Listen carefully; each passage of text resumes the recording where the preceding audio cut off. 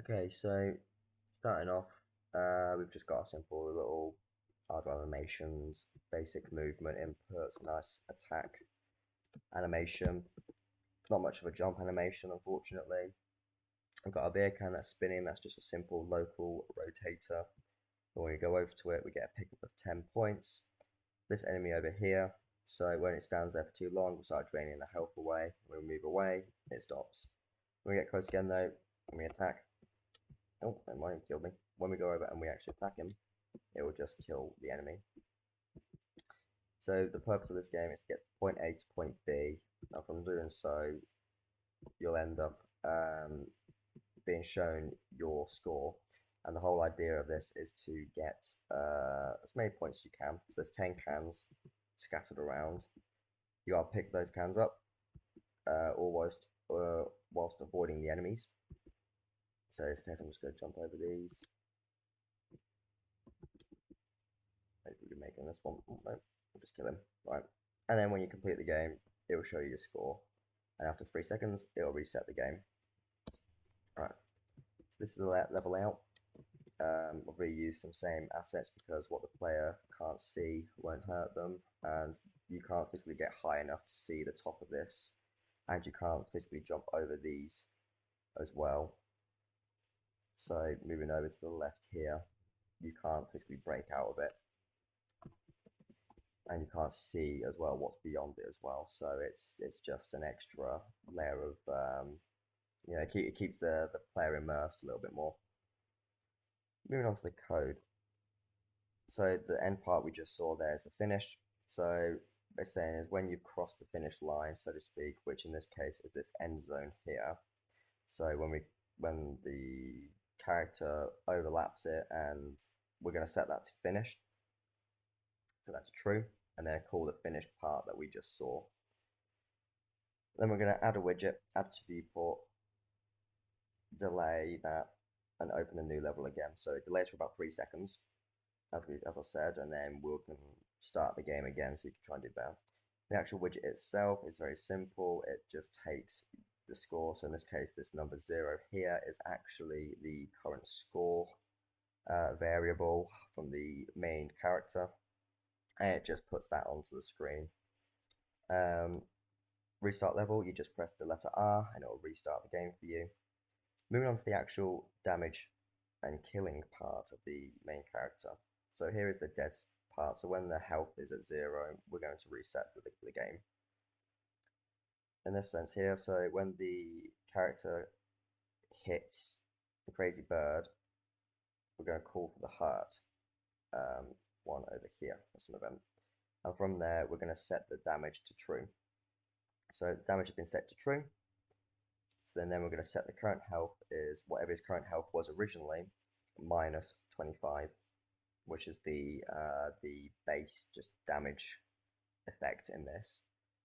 But if their health gets to equal or less than 0, we're going to call for Alan dead, and also then that's when the game stops. Well, not stops, restarts, sorry. Over here with the actual branch, I had issues where the enemies would just instantly kill the character. So in order to overcome that, I created if the damage ball has been set to true, we're going to turn it off, wait a second, and turn it back on again, and then that will just loop itself round constantly, which will help give the player some more reaction time to get away from damage. The actual HUD is simple. As soon as you press play, it's going to display the HUD and add it to your viewport. The actual score itself is relatively simple as well. Just going to get the current score, add the value to it, and then that sets it as your new current score. The actual beer cans themselves, if we find where they are, here we go. It's very simple. We're just going to get the rotation and just rotate it at 1. Very simple. When the actual character walks over it, add to the score of 10 and destroy the actor. Quit game, if you just press escape, it will quit the game entirely. Jump, spacebar. Movement, obviously is A and D. Move left and right at a scale of just, I believe it's 1.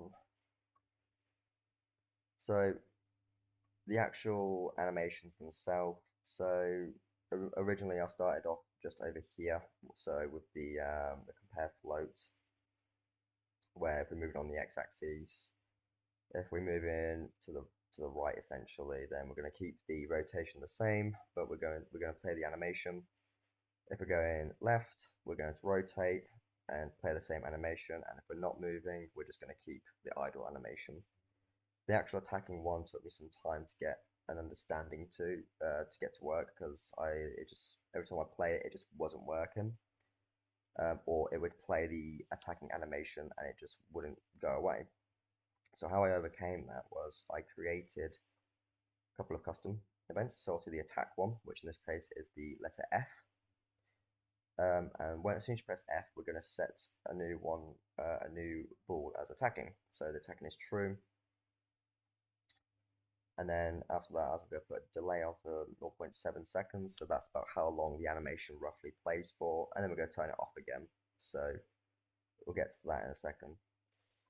So when you're attacking here, if it's true, the attack can. So you are allowed to attack. We're going to press true. And we're going to set your flip book and stop your movement immediately, because otherwise you could run around whilst attacking and it became a bit overpowered, so to speak. But there is an issue I'll show in a minute about that. If it's false though, we're just not going to call that. So if you haven't pressed this, then this doesn't become true, so it's just going to go and continue what it usually does. With the jumping attacks, so if I jump now, you'll kind of stop mid-air as well, so it kind of became a bit of an issue. Well, not much of an issue, not as much as if you were moving around too quickly, so it's kind of a risk-reward type thing. If we move over now to the actual bird, the crazy bird, here, so how to kill off the bird, so to speak. On component hit, so if the character himself hits into them and is attacking, we're going to go and call the enemy's health. Enemy's health is just how much health they have minus enemy health. Set the new health, and if that's true, just destroy the actor. The movement is a little bit similar to the main character, in the sense of if they're walking right, in the sense I'll say, are you walking right? If that's true, then you are going to not rotate and you're just going to walk at the speed of, in this case, is still 1, in the wild direction 1. And if that's true, for however long this has been set, so the, sorry, go back to it. So for however long the construction, so the walk here, or the end location, so to speak, is, we are then going to make it so it then turns that off, and then it does the exact same thing, but flips and moves in the opposite direction.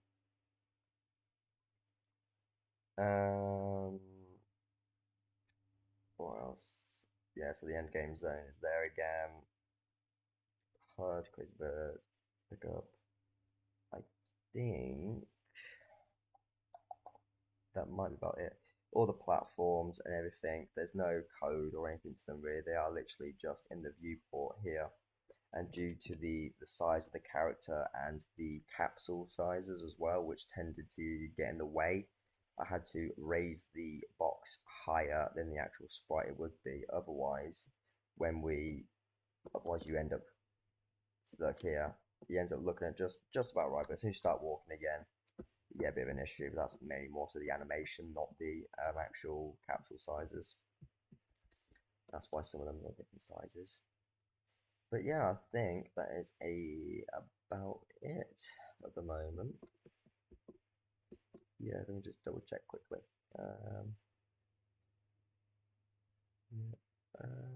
Yeah, that's about it. Okay.